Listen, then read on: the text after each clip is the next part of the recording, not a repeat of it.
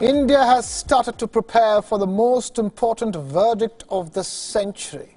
The Supreme Court of India can deliver a verdict in any coming days on the Babri Masjid Ram Janmabhoomi issue. The case predates independent India, but demand to build the temple on the site led to mass mobilizations in the 1980s. The culmination of a political mobilization took place in the 1990s. Babri Masjid was brought down in 1992.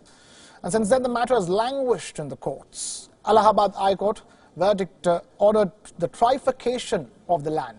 But parties decided to appeal against the matter and went to the Supreme Court of India. Now the final verdict is awaited, and the central government and the state government have started to make full preparations for its implementation. Prime Minister Narendra Modi has already stated that unnecessary controversy on Ayodhya matter should be avoided. The Prime Minister made this statement at the Council of Ministers meeting while asserting the need to maintain amity and harmony. Special effort is also being made that fake news does not circulate on social media on this issue. It's for this reason local administration in Uttar Pradesh has deployed 16,000 volunteers to maintain calm. 4 security zones have been created in Ayodhya. The security zones have been divided into red, yellow, green and blue. Zones red and yellow will be manned by the paramilitary. Blue and green will be manned by the local police. The red zone covers the disputed site and yellow is 5 kilometers outside of it. 4,000 paramilitary forces have been deployed in Ayodhya as of now.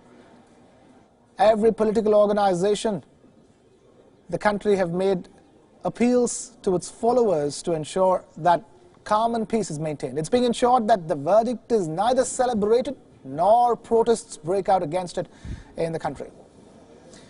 Now, the Ministry of Home Affairs of India has already issued the advisory to the state governments to ensure that law and order is maintained throughout the country. And during the 2010 verdict, Mayawati's administration in the state of Uttar Pradesh ensured that even flowers and music shops remained closed after the verdict was pronounced. Chief Justice Ranjan Gogoi will retire on the 17th of November, and the judgment will come any day before his retirement. Wion's political editor Kartikeya Sharma now joins us live from our newsroom for more on that big story that we're tracking here on Wion Dispatch. Kartikeya, now it all comes down to this: after so much has passed, the weight and gravity of this verdict cannot be described in words, so to speak. See, what has happened is that today the Ministry of Home Affairs has issued advisory to all the state governments. A special plan has been put into force.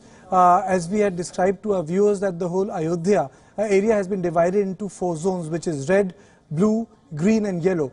Today, Home Ministry decided to send additional 4,000 paramilitary forces to the district of Ayodhya. So there will be a special plan. For example, in 2010, when Mayawati was the chief minister, no shop was allowed to sell flowers or any item which can contribute in celebration of a judgment. So what is happening right now is that the Prime Minister has requested members of Parliament of his party not to create controversy.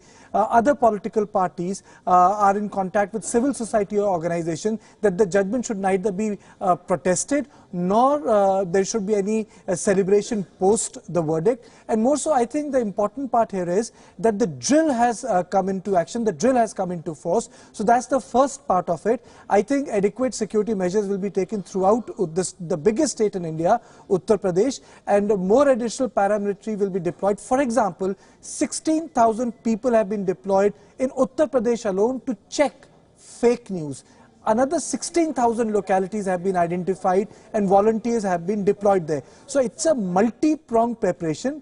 Ranjan Gogoi is going to retire on 17th of January, and before that, this most, I would say, historic or important judgment of post-independent India, which polarized Indian politics dramatically after 1992, will be delivered. Our political editor Kartikeya Sharma joining us with that perspective here on Wion Dispatch. Thank you, Kartikeya, for being with us.